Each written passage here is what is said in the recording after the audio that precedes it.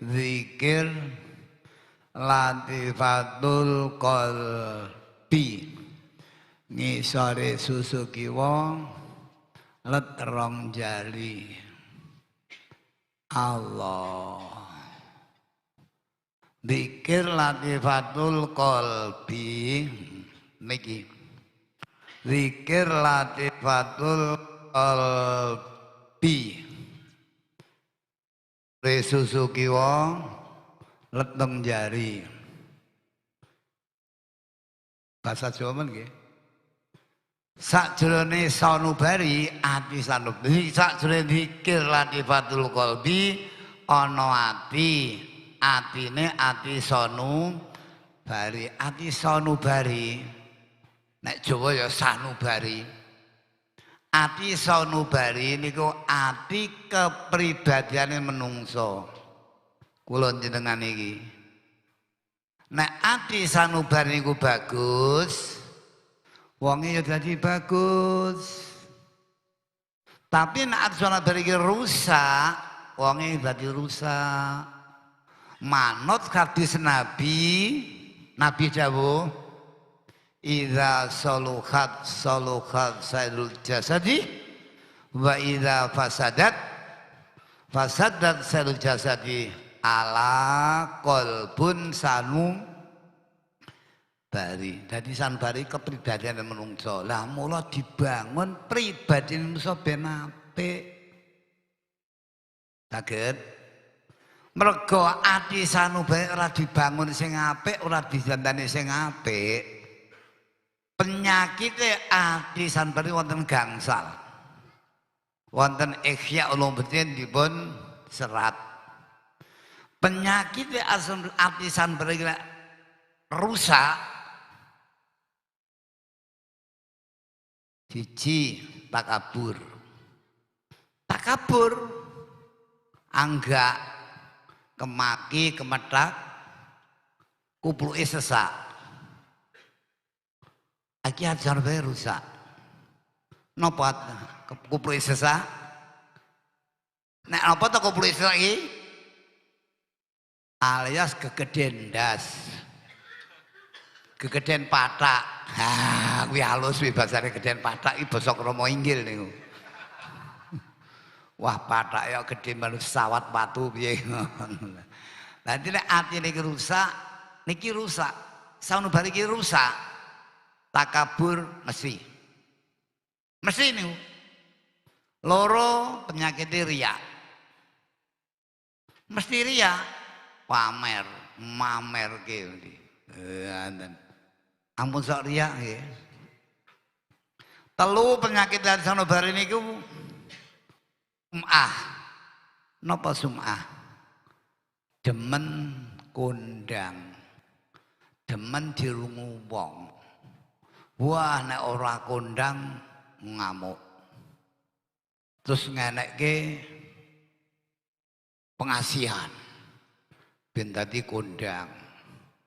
Ngenekke gendam.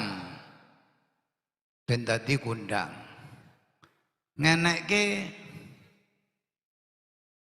penglimunan, pengeram-eraman, pengedepan, pengelerepan. Terus pengirupan. Niku ngelmune iblis, ngirup itu sing ngoten. Ana duit ning dalan. Sok buka kantong diitung dalan. Awe mriki mara mriki. Niku ngelmu pengirupan. Kuwi wong ahli sum'ah. Seneng kondang. Ampun nggih. Dene upama kuncara kondang kersane Allah mawon.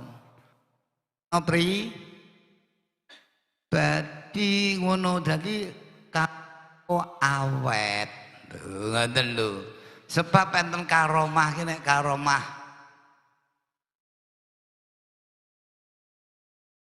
gadungan. Apa karomah gadungan iki? Karomah enten karomah tempelan. Karomah gantungan wis ilang. Mung neng donya karomah ndang tapi akhirat telas karomahe telas kondange wau. Nek perlu kuburane jijak-ijak wong pirang-pirang, dinya wong pirang-pirang. Nah, kuwi krana sum'ah. Demen dirungu wong liya. Nek wong ora ngrungu ora ngadeke seneni, gwetak, dicing, disengiti. Wong sing pinter ki aku dhewe. Pinter. Sing pinter ki aku dhewe. Lah kok kono melu pinter, tak ijak maknyet aja melu pinter kowe. Wong kiai iki guru aku dhewe. Liyane aja dadi kiai, sing kiai aku bae. Kono ana kiai ijak maknyet nek perlu disantet. Disihir. Nggih. Nek perlu dipageri. Tuh, wong ngut jub sum'ah. Kuwi ngono kuwi. Ampun nggih.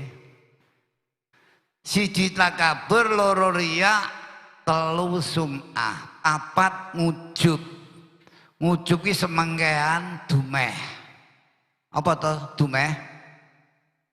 Peringatan cara Jawa enek aja dumeh. Nah niku. Dumeh ki memumpung. Dumeh mengkean terus karo wong ngino nyepelekke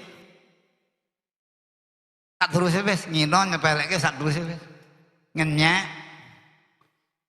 mencep nah ngene mencep ya ro nah napa kuwi jenenge mejet apa mencep mencep nah mencep gur potonganmu kuwi ngujub ampun nggih on 5 hasud kuwi dengki serai lakil apa nih dahwen kemeren open panasten serian mangkelan nesunan mecucuan merengutan itu ngamuan ya kuwi kasut wajan kapan sanubari ki kena kaya ngono kuwi penyakit 5 niki ditulis Ihya Ulumuddin takabur ojo ndak kubuke sesak alias kegedean rah ngono to wah terus omongnya gede pletok aja bledokan loro iya pamer lemer apa-apa seneng nuduhke kesugihane telu sum'ah demen kondang demen masyhur demen dialem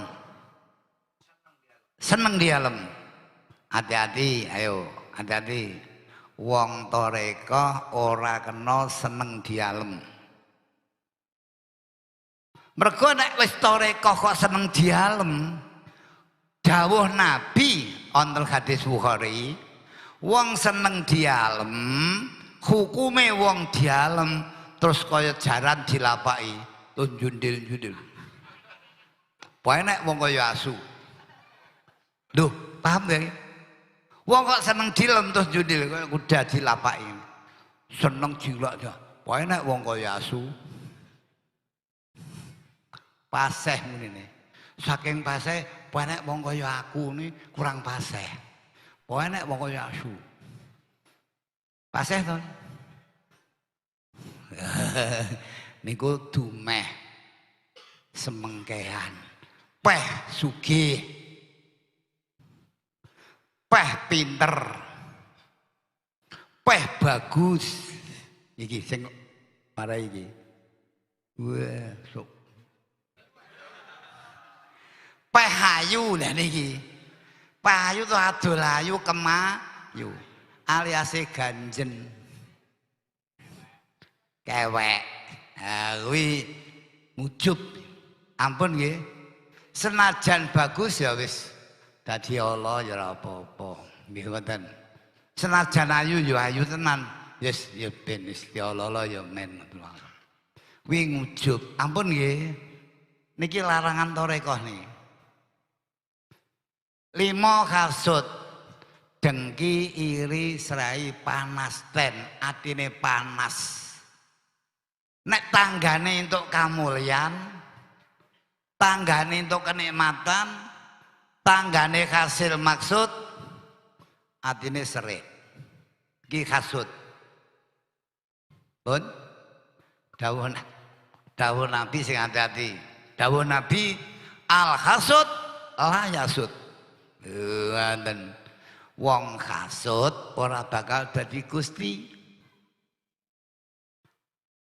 Cilaka rekoso ning ngersane Allah. Nggih. Ketoke akeh wong do ngurmati. Wong ngegungke wong unggulke. Lha, mbok dijeloke karo Allah mak jeluk. Wis ra kanggo gawe. Bleh mak kelekek ora metu gedhe wis. Nah, kuwi wong hasud. Iri dengki. Serian mangkelan karo tangga. Milikan seneng darbeke liyan.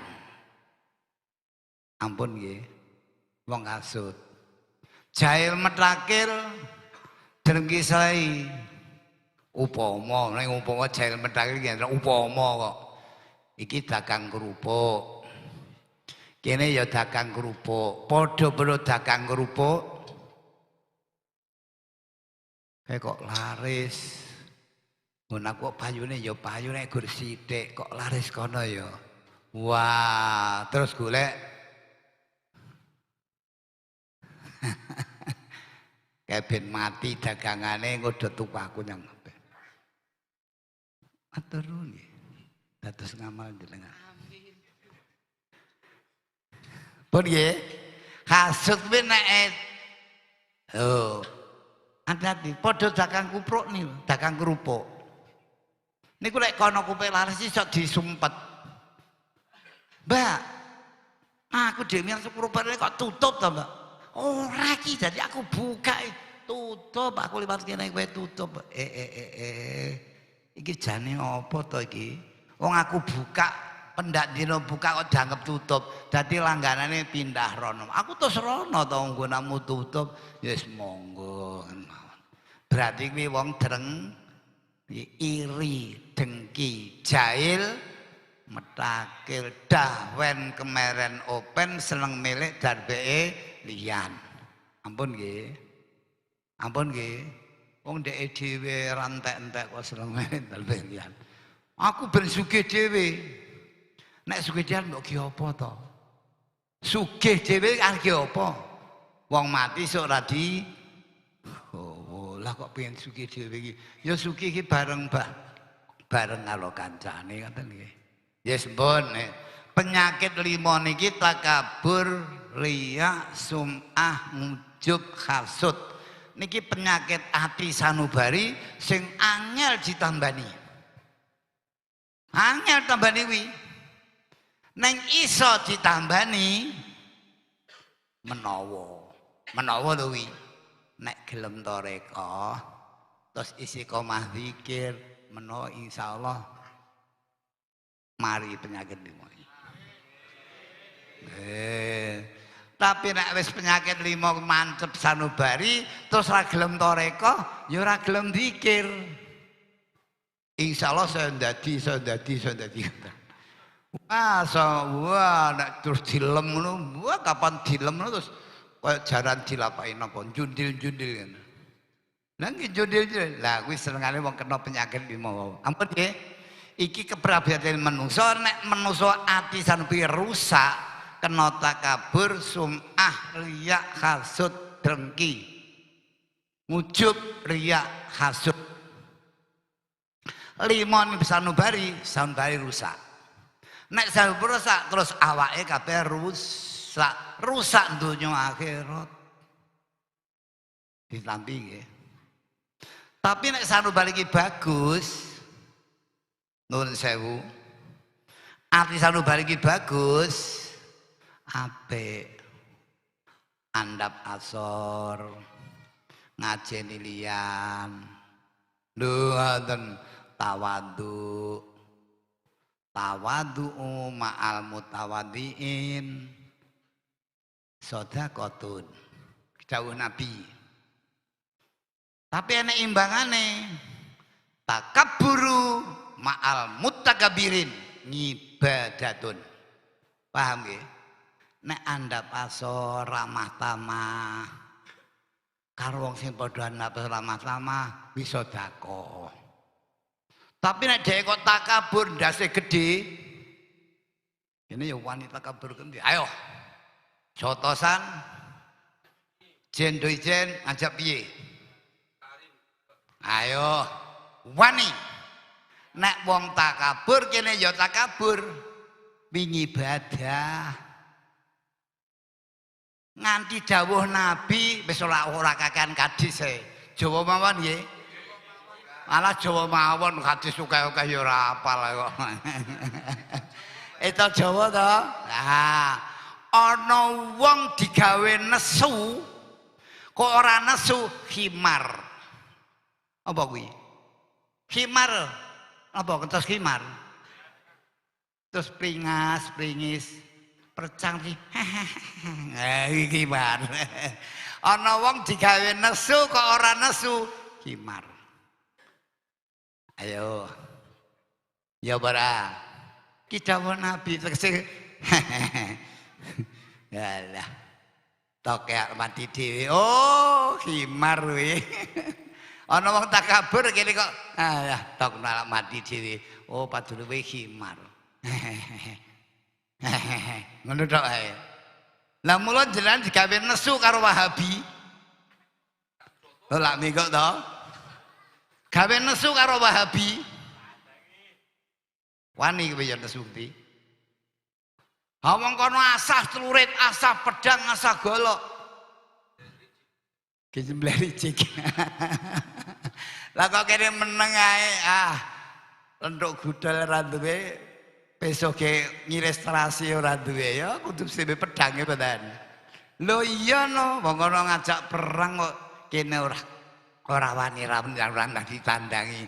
Oh khimar iki. Kula jan tantang perang rawani to. Wani. Nggih, kok ngajak perang kok asah celurit, asah goro, asah pedang. Lah ngaji kok ngono ngaji apa? Lah khol kiai jenenge khol, ngaji khol teng Pemalang. Lah wong khol kabeh kok siape pedang karo celurit. Bupati niki lho ndampingi Rijik niku nganggo pedang. Ngono kok wong PWI ora nesu iki. Ya ora wani nggo pedang. Oh. Khimar. Ayo, ngapunten nggih. Tenanan. Ayo. Perang wis kudu. Niki pun kula kandhake bola-bali. Kapan kolak ngoten niku to. Kaya pun 5 tahun kepungkur kula kandhake. Perang lho niki. Pun khol ping 6 niki kaya isan.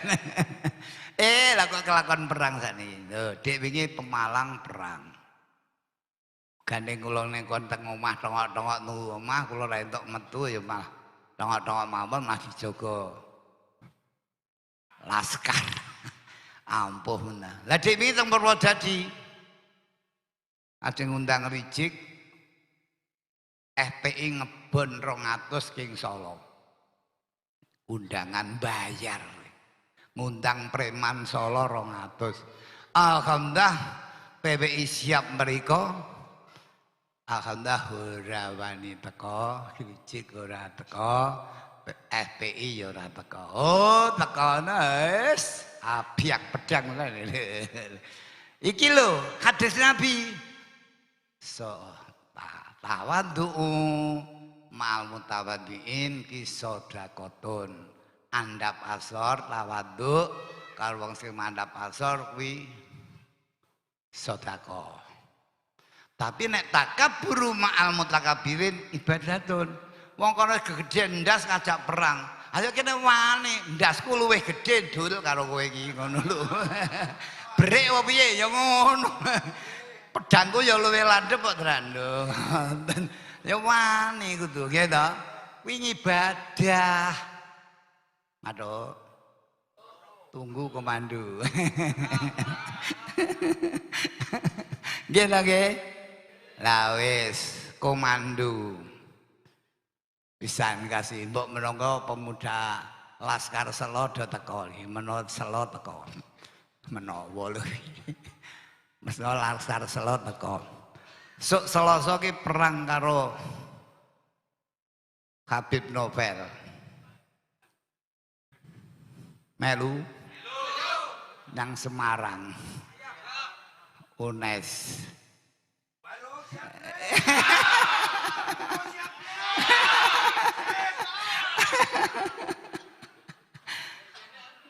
Gunung Pati, gitu, Banaran Gunung Pati, neng gara-gara rebutan warisan, rebutan tanah, wi gara-gara neng tanah wi sono masjidnya, sono madrasahe, ki direbut, nek menang mriko tanah karo kebun niki dimiliki mereka masjid madrasah digusur, dibroke. Barang krungu masjid madrasah dibroke ngono kuwi kula njan kok meneng ae ngono piye. Niki datang teng Banaran UNES, cedhak sekolahan UNES. Gunung Pati Semarang, Selasa enjing. Lah kula wis nelpon saking Selo. Siap-siap kudu 2 bis 100 ngono nggih. Khusus Selo niki. Kowe Indramayu melu ya oleh. Iki nggih anu ngimbangi takabur ma'al mutakabirin lho nggih. Kok gendhis men. Wong rebutan warisan ya rebutan warisan. Pun bola-bali nggih. Pun bola-bali nganti ajenge eksekusi wae gagal. Iki eksekusi malih. Wis muni lamun menang aku kena aku rumah dikosongkan kebon lindek ku kabeh ora entuk kalong semeter wis ngono karepe arep dibagi karo pengadilan arep dibagi ya wis kowe separo ora maduk ya wis piye kowe 2 telon kene setelon ora maduk ya wis kowe 2500 meter kene 500 meter ora madhok aja meneh 500 meter sak meter kula mboten entuk sebab kula wis ragat akeh oh ngono to ya wis nek serang ngono madhuke gelut wae nggih perang darat iki ora perang mulut nang pengadilan ngono iki pun nggih pun alah wis ya sempalan mawon menggok perang jegur jurang. Mene ngaji kenceng jegur jurang. Ati sanubari iki nek apik awak sakujur dadi apik donya akhirat. Tapi nek sanubari iki rusak kabeh awak donya akhirat ya rusak. Ya wis bal-bal kedual bang rusak kok. Nah, ampun. Sakjroning ati sanubari ana nyawa, ana roh, ya roh jasmani. Kula njenengan duwe jasad. Iki lho jasad iki lho berkah roh jasmani. Apik-apik syukur jasate waras, syukur karo jasmani. Lho, mergo barokah nyawa jasmani, roh jasmani, kula njenengan duwe jasad, duwe jisim. Gek loro pisan jasmani iki lho njenengan duwe jasad duwe jisim wonten kalih ana jisim kasar ana jisim halus ana jasad sing kasar jasad sing halus natane njenengan turu sare sing ngipi niku kuwi jisim halus pun nggih nyawa jasmani njenengan kula njenengan duwe jasad malaikat ora duwe jasmani ya ora duwe jasad. Lho, Jin setan ra duwe jasmani ya ora duwe jasad. Ngono lho nggih.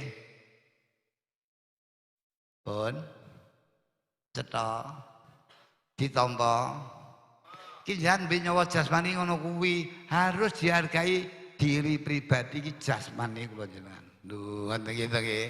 Pun jin setan ra duwe jasmani ya ora duwe jasad. Nah, jerone nyawa jasmani roh jasmani ana sukma purba.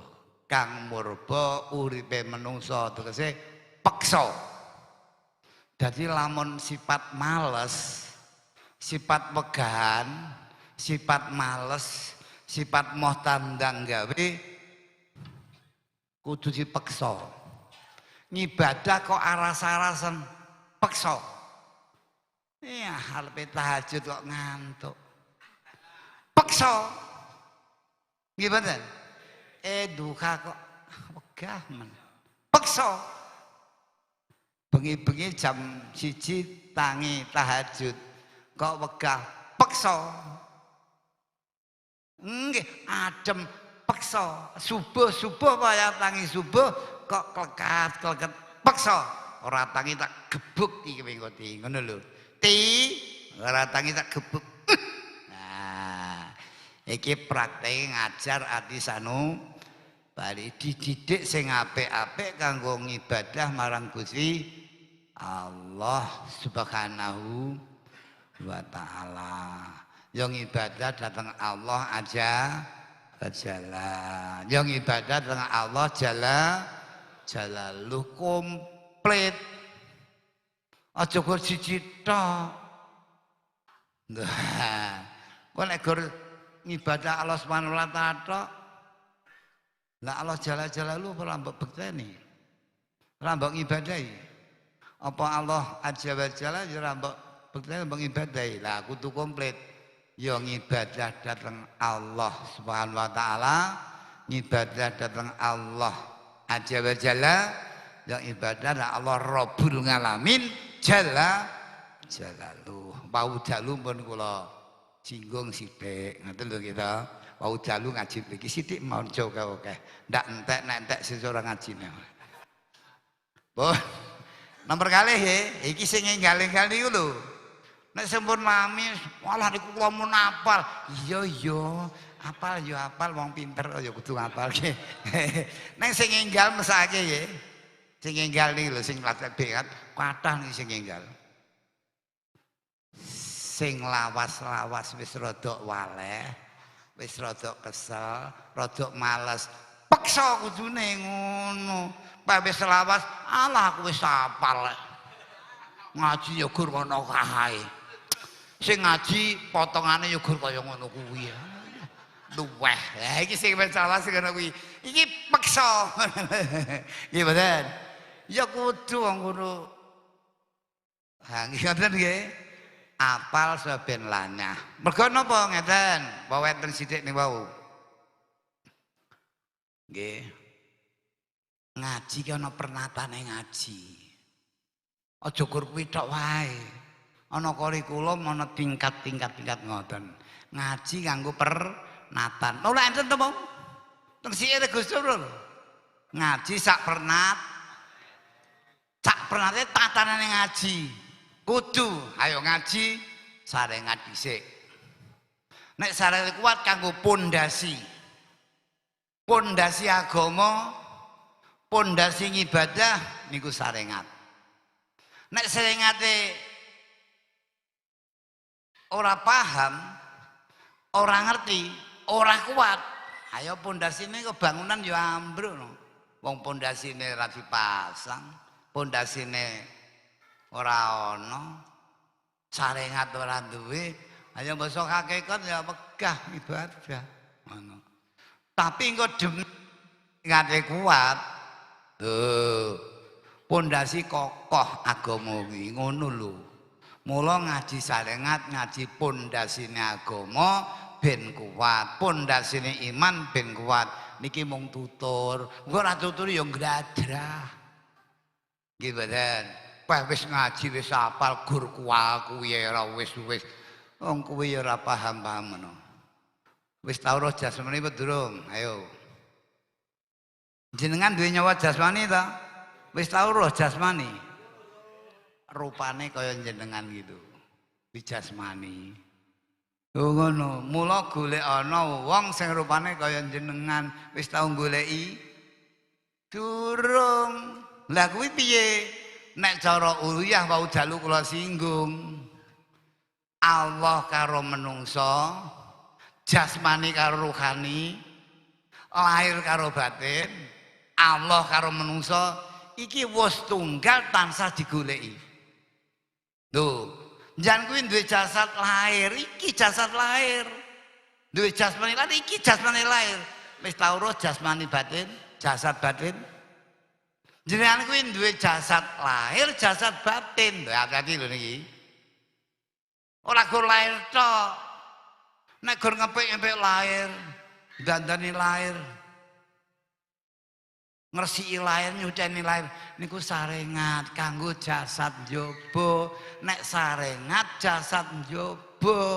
Nek storeka jasad jero. Jenengan duwe jasad njaba jenenge jasmani, jasad njero jenenge rohani kok latipah loro ngono lho. Ya ana santapan jasmani, ana santapan rohani kan ya ngono to. Ana pendidikan jasmani, pendidikan rohani. Dia mau jasmani tok. Neng rohani didik ya bejat jasmani. Rusak jasmani. Ya ora. Lho iki tenanan lho ngaji iki tutur. Tutur iki namung tutur mawon. Mengko wis do apik-apik do lanyah, do pinter, do ngalim-ngalim. Nang jasmani terus durung. Jasad ki njaba, jasmani ki kleru andian. Jasmani ki njaba, rohani ki jero. Rupane kuwi padha njaba lan jero. Lah sing repot, paling repot njaba karo jero ora padha. Ya ora. Iya, nyatane jerone seringgit jabane Rp5 kok. Lah kowe jabane menteri agama ning jerone Mbah Iblis. Nah, ngono kuwi. Ya grandong. Ngono. Jabane kita wah keren menteri agama. Ngono iki. Akhire mbosano ngentek dhuwit haji. Sapa to wong iki? Lah ya kuwi jasmani jero rusak ngono lho. Korupsi kok walah miliar 50 miliar apa pirang-pirang mbuh pirang atus miliar kuwi. Wah lah saiki ya wong NU ngono ya ngelek-ngelek NU. Lah mula NU rusak mergo mesin agama ya korup. Terus PBNU menggok nyang Israel. Melu Habib, condong Habib, ngurmati Habib, neng orang ngurmati warga NU. NU-ne rusak ndoyong nyang Israel, lah ngadeg PWI kanggo jejeke NU niki ngoten lho. Jelas nggih? Jane ya wis jelas. Iya. Ayo menawa kanggo ngelingke kok niki. Nggih ta nggih? Aja nganti rusak sanubari nggih. Pun.